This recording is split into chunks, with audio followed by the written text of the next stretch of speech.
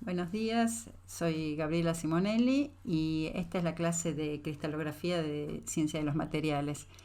La clase pasada estudiamos los enlaces interatómicos que tenían que ver con las diferentes maneras en que se enlazaban los elementos y mencionamos que esos diferentes tipos de enlaces determinaban la estructura o la disposición espacial de grandes grupos de átomos en el estado sólido. Entonces, en esta clase lo que vamos a hacer es aprender a describir y a conocer cuáles son esas estructuras en las que se disponen los átomos en estado sólido. En nuestro esquema de niveles de estructura, la vez pasada estábamos en la escala atómica, ahora vamos a continuar con la escala atómica del orden de 10 a menos 9 metros, o sea, del orden de los nanómetros, pero vamos a referirnos a grandes grupos de átomos y queremos saber cómo se disponen espacialmente grandes grupos de átomos. Entonces, pensando en los diferentes estados de la materia, gaseoso, líquido y sólido, supónganse que estamos a temperatura ambiente. Lo que tenemos en el caso del gas es que, bueno, esto va a ser una sustancia que tiene uniones muy débiles, probablemente de tipo Van der Waals, y entonces a temperatura ambiente la energía cinética, la energía térmica, ¿sí?, es capaz de romper ese enlace muy débil que tiene la sustancia y por lo tanto las moléculas o átomos se mueven libremente en todo el volumen y pueden ocupar todo el volumen del recipiente.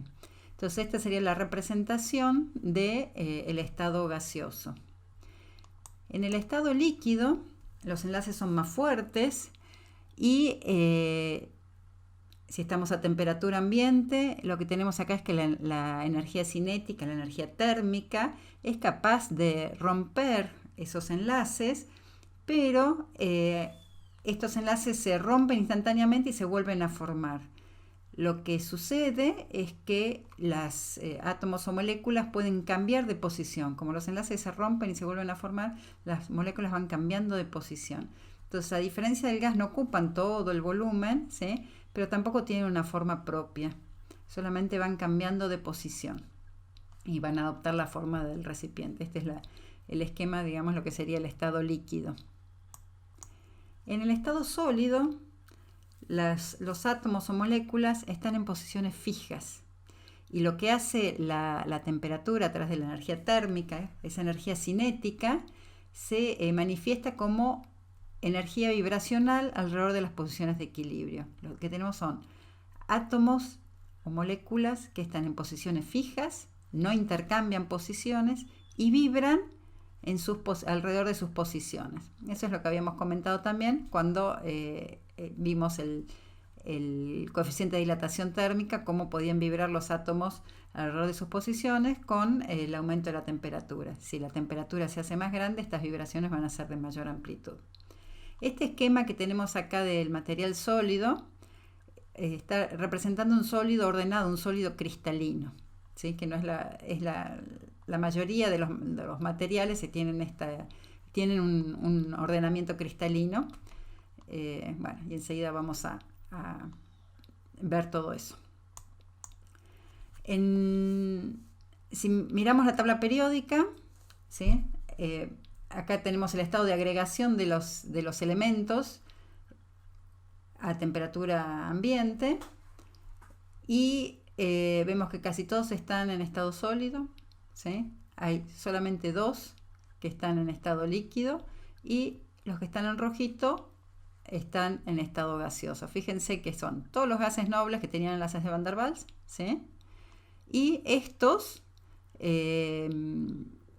nitrógeno, oxígeno, flúor, cloro, y el hidrógeno también, que forman moléculas con enlaces covalentes, nitrógeno 2, oxígeno 2, etc.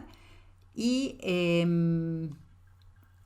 entre moléculas, ¿sí?, la interacción es de Van der Waals. Entonces estos van a formar gases moleculares.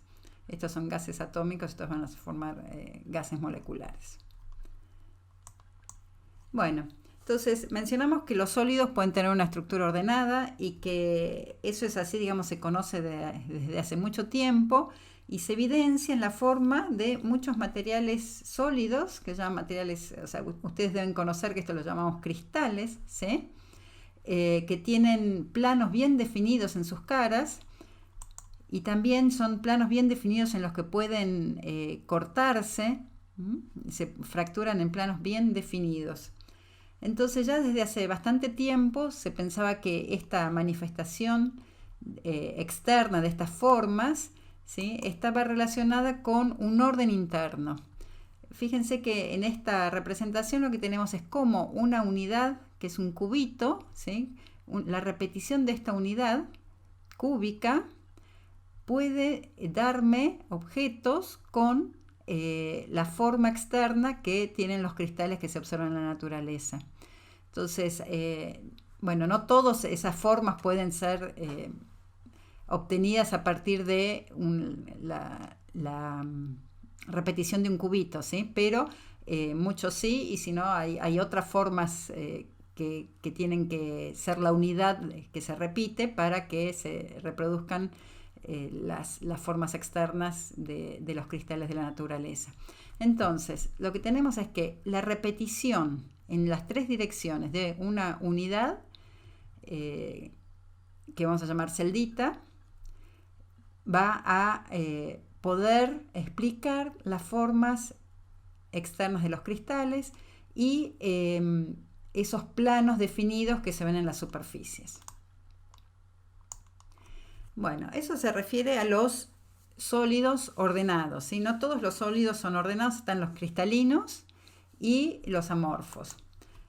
Un sólido cristalino va a estar caracterizado por tener lo que se llama un orden de largo alcance, y un sólido amorfo solamente va a tener un orden de corto alcance. En el sólido cristalino los átomos están distribuidos siguiendo patrones regulares y bueno, tiene este orden de largo alcance. Entonces acá tenemos una representación en dos dimensiones de lo que sería un sólido cristalino y bueno, patrones regulares que tienen orden de largo alcance. Quiere decir que, supónganse que yo me paro en este silicio, ¿sí? Este silicio junto con unos cuantitos átomos más, ¿sí?, van a formar ese patrón que se va a repetir. Acá tengo de nuevo este silicio junto con esos cuantitos átomos más, ¿sí? Fíjense, yo tengo esta unidad, me paro acá y la misma unidad, me paro acá, la misma unidad, etcétera, y con eso puedo construir todo el cristal. Y este orden de largo alcance es como, esto es perfecto, ¿sí? Y en principio en los cristales tridimensionales, digamos, esto se repite, una estructura se repite en las tres dimensiones, acá está representado en el plano nomás.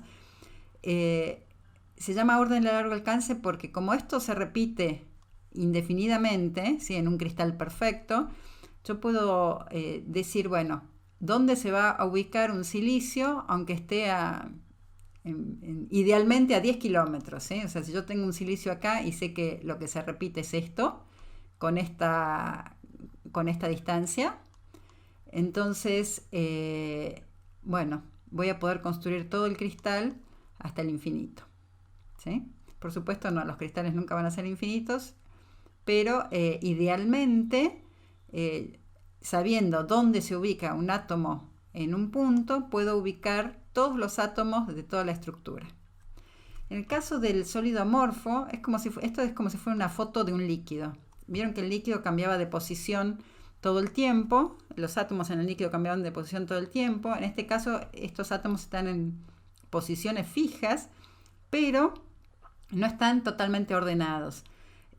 Tenemos más o menos la misma estructurita de acá, ¿sí?, pero hay un desorden que hace que yo no pueda decir, si estoy en este punto, dónde voy a tener otro átomo de silicio, en este caso, ¿sí?, en zonas lejanas. Sí hay un orden cercano, hay un orden de corto alcance, porque cada uno de estos silicios, bueno, va a estar rodeado por cierta cantidad de oxígenos y por cierta cantidad de sodios, aunque no estén todos exactamente siempre en la misma posición.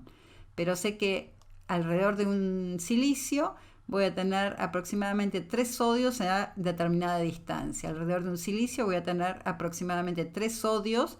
Acá fíjense que la distancia es un poco diferente, ¿sí? alrededor de un silicio tengo 3 sodios en determinada distancia. Bueno, acá tengo 2, los otros están muy alejados, por eso no es un orden perfecto, pero sí hay una probabilidad importante, ¿sí?, de tener cierta cantidad de vecinos en un rango de distancias. Entonces el orden es de corto alcance. O sea, esto no es algo totalmente caótico, ¿sí? Hay una estructura, pero esa estructura no es perfecta como esta, sino que se va deformando, y entonces no puedo saber, no puedo predecir dónde van a estar ubicados los átomos en regiones lejanas. En cambio en esto sí, porque repitiendo el patrón me puedo ir hasta donde quiera y siempre voy a saber cómo se ubican los átomos. Bueno, entonces en los sólidos cristalinos lo que aparece es el concepto de periodicidad. Y bueno, ¿qué es la periodicidad? Aquí tenemos un patrón periódico. Esto estamos en 2 dimensiones. Vamos a trabajar un poquito en 2 dimensiones para que sea un poco más fácil. Y después vamos a pensar en los cristales en 3 dimensiones. Y bueno, digamos, esta figura, digamos, presenta periodicidad. Yo me puedo trasladar esta distancia en esta dirección y voy a obtener el mismo patrón, ¿no? Tengo esta florcita rodeada de todas estas cosas. Lo mismo acá, ¿sí? Lo mismo, o sea, si estoy en 2 dimensiones, la periodicidad es en ambas direcciones, ¿sí? En las 2 dimensiones, tengo en esta dirección y en esta dirección me tengo que trasladar estas distancias para generar todo el patrón. Ahora me vuelvo a trasladar acá y voy a tener una florcita. Me traslado cualquier suma de estas, ¿sí? Me traslado, ¿sí? Este es mi origen. Puedo combinar estos dos, pensémoslo como vectores, ¿sí? Combino este con este y también tengo la florcita. Este y el resto el otro y tengo la florcita, etcétera, ¿sí? Entonces estos me dicen cómo es la periodicidad de este arreglo. Y esta figurita me dice qué es lo que tengo que poner, bueno, en cada puntito ese indicado por estos 2 vectores. Bueno, veamos cómo es la periodicidad acá. También este es un arreglo periódico, pero vamos a analizar con un poquito más de detalle lo siguiente. Acá los negritos, fíjense, los negritos no son todos iguales, por eso por ahí me adelanté, y está marcado que la distancia de periodicidad, digamos, es esta. ¿Por qué? Porque este negrito tiene a la derecha un amarillito y a la izquierda un verde. Y este negrito tiene a la derecha un verde y a la izquierda un amarillito. Este negrito tiene a la derecha un verde y a la izquierda un amarillito. Así que este y este tienen los mismos vecinos, ¿eh? Tienen la misma distribución. Esto es igual a esto. Pero esto no es igual a esto. Entonces, para conseguir el mismo dibujito, como si fuera la misma flor, ¿sí?, me tengo que trasladar hasta acá. Entonces, tengo este negrito que está rodeado de esta manera, con sus vecinos, y me tengo que ir hasta acá arriba para tener uno igual. Entonces la periodicidad en este caso es de acá hasta acá, ¿sí? Y bueno, la otra dirección, ¿sí?, la podemos ver que lo más cercano que tengo periódico es de acá hasta acá, ¿sí? Siempre que o sea, estoy marcando un negrito que tiene a la izquierda verde y a la derecha amarillo. Este negrito tiene a la izquierda verde y a la derecha amarillo. Este negrito tiene a la izquierda verde y a la derecha amarillo. Y no hay ninguno más cerca, ¿sí?, que esté en esas condiciones. Entonces estos son los vectores, digamos, que me marcan cuál es la periodicidad subyacente en este arreglo. La estructura cristalina de los sólidos, sí, las vamos a definir como una red geométrica de puntos más un motivo o base, ¿sí? Esto que acabamos de discutir tiene mucho que ver con eso, ¿sí? La red tiene que ver con la periodicidad y el motivo base es la florcita o esas estructuras negritas y verdes y amarillas. Entonces ahora vamos a estudiar un poquito la red geométrica, ¿sí? Y después le vamos a poner el motivo base. Pero el motivo base, van a ver, es ponerle el arreglo, ¿sí? En nuestro caso va a ser de un átomo o grupos de átomos. Entonces, por ahora vamos a hacer hincapié en la red geométrica. La red geométrica está definida como una distribución de puntos en el espacio donde cada uno de los puntos tiene a su alrededor una distribución idéntica de puntos vecinos. Una distribución idéntica de puntos vecinos. Vamos a ver en 2 dimensiones, seguimos trabajando en 2 dimensiones, y esto está relacionado con lo que discutimos en la filmina anterior. Veamos esta red. Digamos, veamos este arreglo de puntos y veamos este arreglo de puntos. Tenemos que decidir si este arreglo de puntos es una red geométrica y lo mismo para este arreglo de puntos. O sea, no toda distribución de puntos en el espacio va a cumplir con la condición de red geométrica. Entonces ahora lo que vamos a hacer es analizar esta red, esta distribución de puntos y decidir si es una red. Entonces acá imagínense que esto en realidad está limitado a esta serie de puntos y tiene límites, pero uno lo tiene que pensar, el concepto de red geométrica es una red infinita, ¿no? Entonces, evidentemente los puntos que están acá entre las líneas, digamos que en la intersección de las líneas, van a ser todos que tienen la misma distribución de vecinos. Este tiene estos 4 vecinos acá, después tiene 4 vecinos a una distancia mayor, después tiene 4 vecinos a una distancia mayor, o sea, estos son los primeros vecinos, segundos vecinos, terceros vecinos. Este de acá va a tener exactamente la misma distribución de vecinos, ¿no? Los primeros vecinos están a la misma distancia, los segundos vecinos están a la misma distancia, los terceros vecinos están a la misma distancia, etc. Y así puedo mirar los vecinos más alejados, etcétera, etcétera. Bueno, ¿qué pasa con estos, no? O sea, este obviamente es igual a este, ¿sí? Tiene una distribución idéntica de vecinos. ¿Qué pasa si me paro acá? Los primeros vecinos son estos, ¿sí? Y que efectivamente están a la misma distancia que si me paro acá y tengo estos primeros vecinos. Si quieren hacen la cuentita, me lo miran con detalle, ¿sí? Pero estos vecinos están a la misma distancia que si me paro acá y tengo estos vecinos. Bueno, ¿qué pasa con los segundos vecinos? Y bueno, tengo este y este. Y es la misma situación que si me paro acá y tengo este y este. O sea, es como que corren las líneas y las entran acá ahora, ¿sí? Y van a ver que este punto tiene la misma distribución de vecinos que este punto de acá.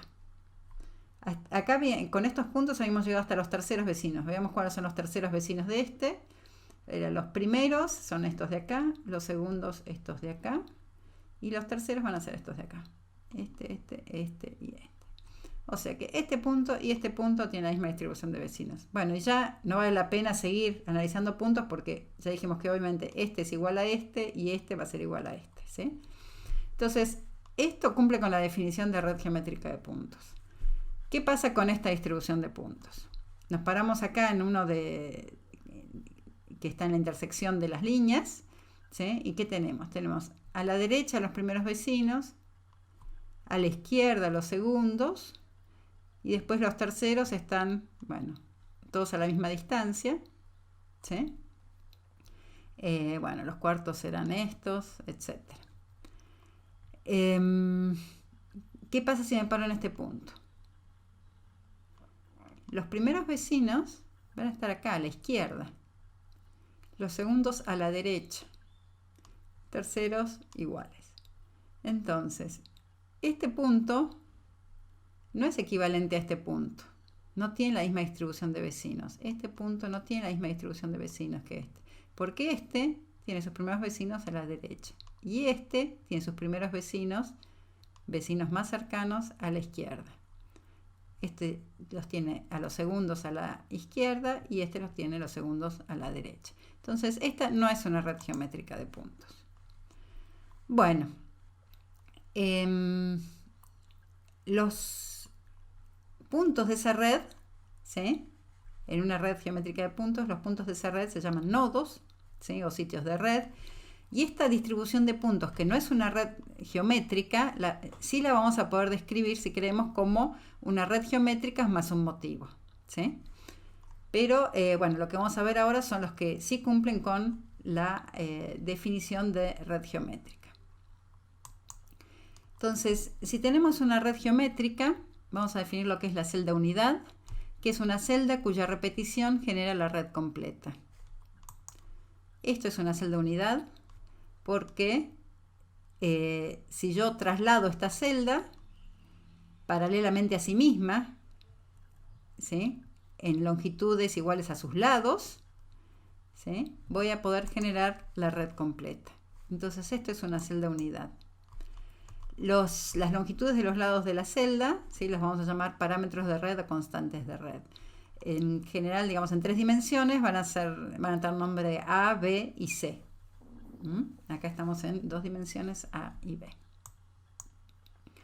Bueno, ahí tenemos el nodo. Y lo que queremos saber es esta celda. ¿Cuántos nodos tendrá asociado a esta celda? Estamos en 2 dimensiones. Estos nodos son, bueno, los puntos de la red, ¿sí? Y para contar cuántos nodos están asociados a esta celda, o sea, sí, cuántos nodos están asociados a esta celda, lo voy a pensar como un puntito un poco más grande, ¿sí? Imagínenselo un circulito un poco más grande. Entonces fíjense que como estamos en 2 dimensiones, cada nodo está compartido por 4 celdas. Así que adentro de esta celda solamente tengo un cuartito de nodo. Tengo un cuarto de nodo. De este nodo tengo un cuarto, y esto en principio sigue hasta el infinito, así que tengo un cuarto y un cuarto. O sea que tengo un cuarto, un cuarto, un cuarto, un cuarto, 4 cuartos, un nodo. Entonces, esta celda tiene asociado un nodo de red. Esa celda se llama celda primitiva. Esto de que cada nodo pertenece, un cuarto de cada nodo está dentro de la celda, pasa para 2 dimensiones, ¿no? En 3 dimensiones hay que contar diferente qué fracción de nodo está dentro de la celda. Eso ya lo vamos a ver más adelante. Bueno, entonces esta celda tiene un nodo de red asociado y en realidad es la celda más chiquita que puedo usar para generar todo el cristal y se llama celda primitiva. Se llama celda primitiva. Acá tengo otra celda unidad. ¿Por qué digo que es celda unidad? Bueno, porque si yo la traslado paralelamente a sí misma, a ver, la traslado, me va a generar todo el cristal. ¿Sí? Esto genera todo el cristal.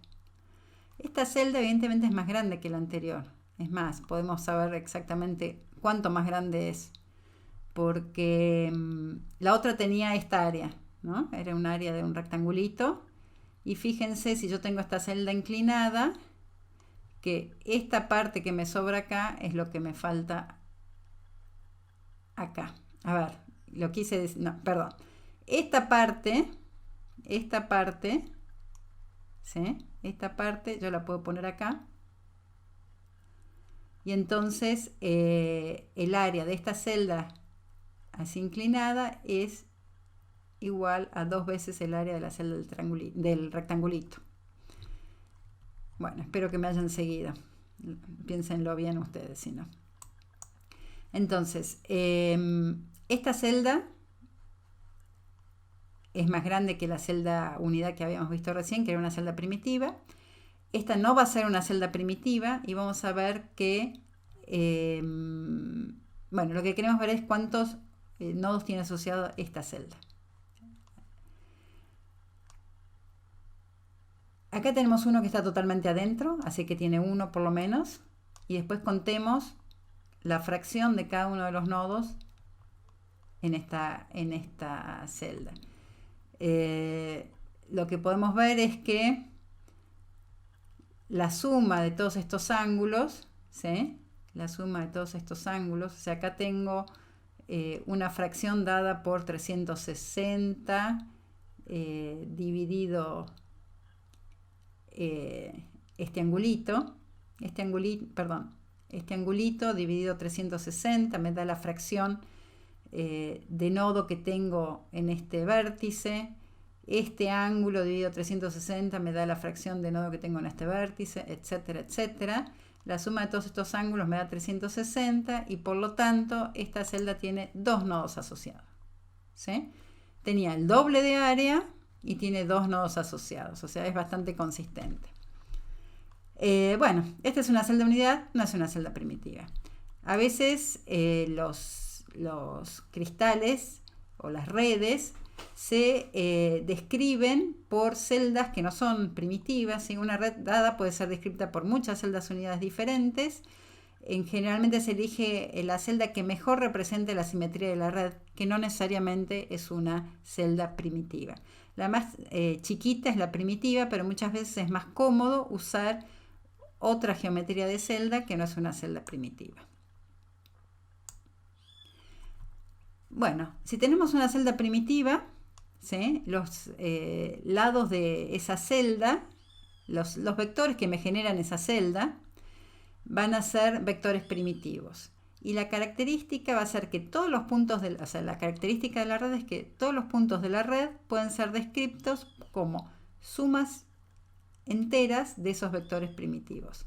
Todos los puntos de la red son generados por traslaciones enteras de los vectores primitivos, ¿sí? A y B son los vectores primitivos y todos los puntos de la red pueden ser generados por traslaciones enteras. Estos coeficientes son enteros, ¿sí? Si yo quiero generar, bueno, este punto de acá me tenía que mover en A 2 veces y 4 veces B, ¿sí? Si quiero generar esto es A más B. Esto es 2A más B, etcétera, etcétera, ¿sí? Todos los puntos de la red son generados por traslaciones enteras de vectores primitivos. Si estoy en 3 dimensiones, tengo el mismo concepto. Ya vamos a tener celdas unidades tridimensionales generadas por 3 vectores primitivos, A, B y C. Y la red va a poder ser generada por traslaciones enteras de estos 3 vectores primitivos. Todos los puntos de la red son generados por traslaciones enteras de los vectores primitivos. Es más, o sea, una definición alternativa, digamos, para lo que es una red geométrica de puntos. Dijimos que una red geométrica de puntos era una distribución de puntos en el espacio en la que todos los puntos tienen el mismo entorno de vecinos. Una definición alternativa es una distribución de puntos en el espacio generados por traslaciones enteras de 3 vectores primitivos. O sea, si yo consigo 3 vectores que me generen todos los puntos, bueno, entonces esa distribución de puntos va a ser una red geométrica de puntos. Bueno, uno pensaría que hay muchísimas distribuciones posibles de puntos que cumplan con la definición de red, pero no es así. Son muy poquitas las distribuciones de puntos que tienen esta característica. En el espacio son 14 las redes, y se las clasifica por su simetría y según su simetría se dividen en 7 sistemas cristalinos, ¿sí? Estas 14 redes en el espacio, que son redes geométricas de puntos, se llaman redes de Bravais. Acá les voy a presentar lo que son los sistemas cristalinos, ¿sí? Dentro de cada sistema cristalino puede haber más de una red, pero entonces, bueno, primero empecemos con los que son los 7 sistemas cristalinos. Está el sistema cúbico, donde uno evidentemente ve que como celda unidad, digamos, podría tener un cubo. La característica del sistema cúbico es que respecto de esa esa celda general que vimos hace un momentito, esta celda unidad, que es un paralelepípedo, ¿sí? Que no necesariamente tiene alguna relación entre ángulos y lados, ¿sí? En el sistema cúbico lo que tenemos es que todos los lados son iguales, A igual a B igual a C, y todos los ángulos son de 90 grados. Ese es el sistema cúbico, la característica del sistema cúbico. En el sistema hexagonal, ¿sí? Vamos a tener como celda unidad un rombo de base con determinada altura, ¿sí? Y tenemos dos lados iguales, A igual a B, ¿sí? Es diferente la altura, y dos ángulos son de 90 grados y el otro ángulo es de 120. Entonces me queda como en la base, me queda una red lo que se llama triangular, ¿no? Con ángulos de 120 grados entre los dos, entre el A y el B tengo un ángulo de 120 grados, ¿eh? Y después el A y el C y el B y el C forman ángulos de 90 grados. En el sistema tetragonal tenemos todos los ángulos de 90, la base es cuadrada, A es igual a B, y la altura es diferente, por eso C es diferente. En el romboedral lo que tenemos son todos los lados iguales, pero los ángulos no son de 90 grados. Esto es un cubo distorsionado en ángulos, ¿sí? Es un cubo el que se lo estiró, digamos, pero con los lados fijos. Lo que se hizo fue distorsionar los ángulos. El ortorrómbico, lo que tenemos son todos ángulos de 90 grados, pero A es distinto de B y es distinto de C. El monoclínico tenemos todos lados iguales, dos ángulos de 90 y otro diferente. Y el triclínico ya no tiene nada igual. Son todos los lados diferentes y todos los ángulos diferentes. Digamos que es el que tiene menor simetría. Bueno, y dentro de estos sistemas puede haber más de una red, como les decía. Nosotros nos van a interesar particularmente, bueno, el sistema cúbico. Puede ser que veamos algo del tetragonal, pero básicamente, digamos, interesa más el sistema cúbico y el sistema hexagonal, ¿sí?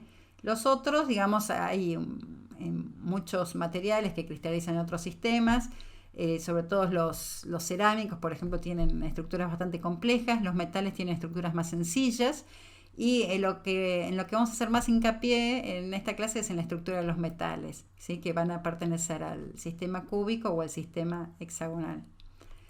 Dentro del sistema cúbico tenemos tres redes, que se llama la cúbica simple o primitiva. Nosotros en general le vamos a decir cúbica simple, la cúbica centrada en el cuerpo y la cúbica centrada en las caras.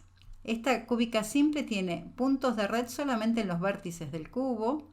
La cúbica centrada en el cuerpo tiene puntos de red en los vértices del cubo y un punto de red en el centro del cubo.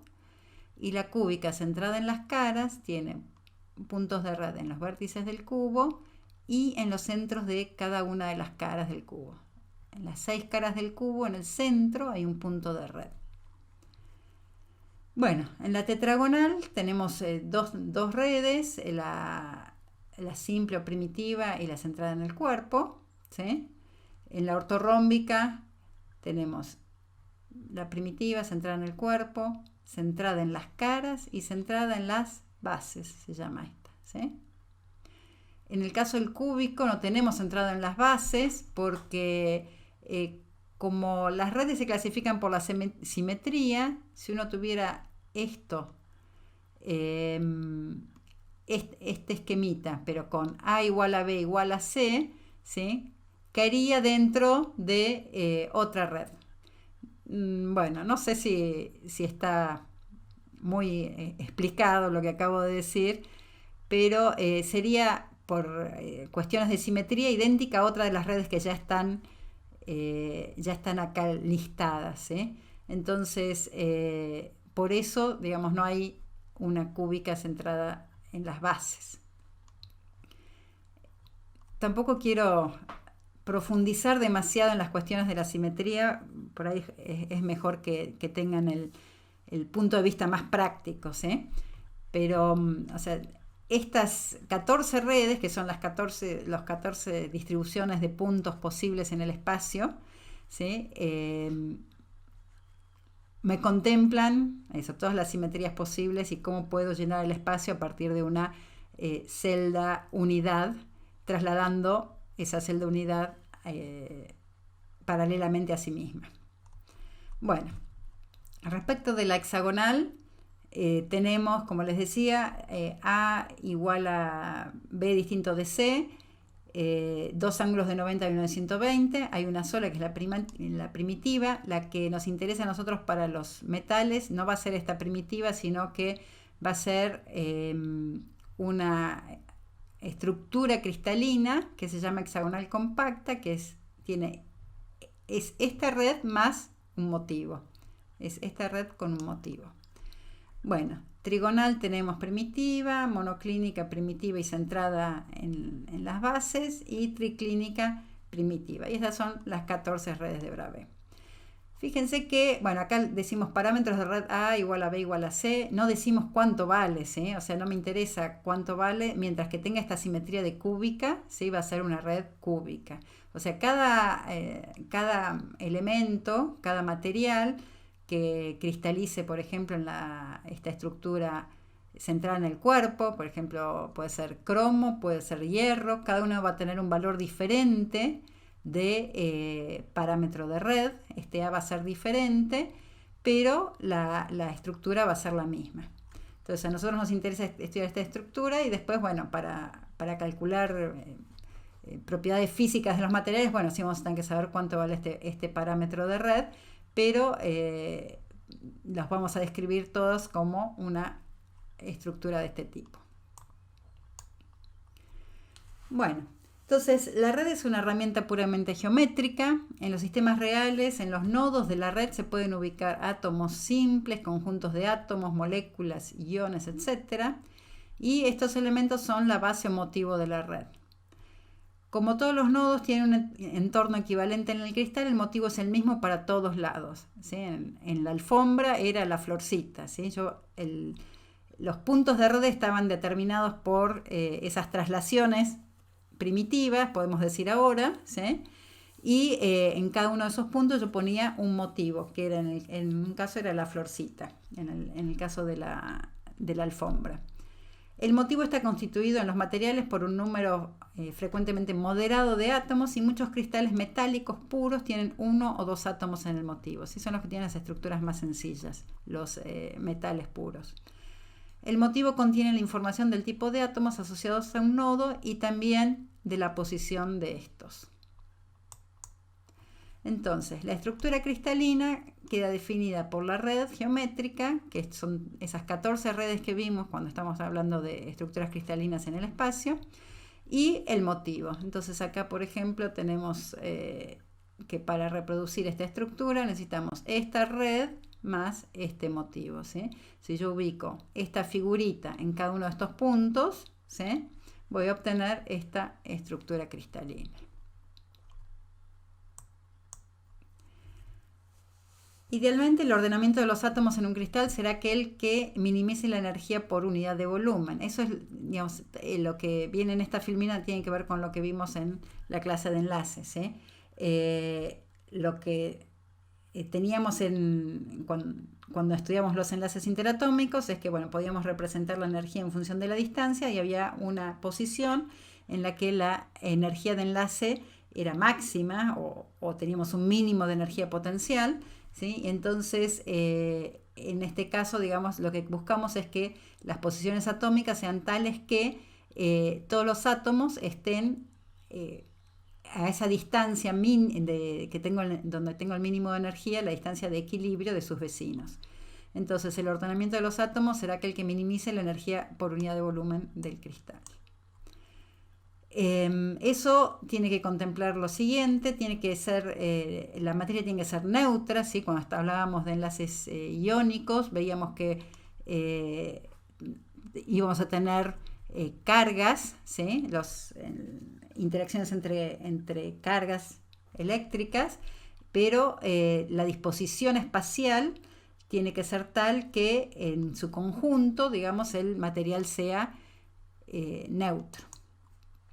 Tiene que minimizar las repulsiones ion-ion, tiene que satisfacer la direccionalidad de todas las uniones covalentes, ¿sí?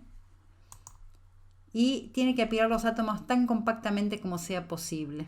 En el caso de los metales, que no teníamos las restricciones ni de neutralidad ni de direccionalidad, esto era más fácil, apilar los átomos bien compactamente. En el caso de las uniones iónicas, decíamos que, bueno, que los iones iban a querer estar lo más cercanos posibles unos de otros, pero bueno, tenían gran diferencias de radios y tenían que tener en cuenta la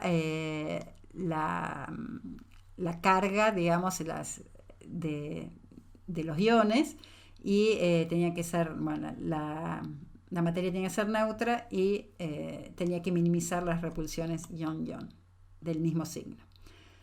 Bueno, entonces las estructuras cristalinas que vamos a ver enseguida son las estructuras cristalinas de los materiales metálicos que, como les decía recién, son las que pueden llenar más eficientemente el espacio porque no tienen restricciones ni de direccionalidad ni de neutralidad, y pueden ser representadas como esferas rígidas, compactas, impenetrables entre sí. Entonces, acá voy a dejar y enseguida en el próximo video vamos a hablar de las estructuras cristalinas de los materiales metálicos.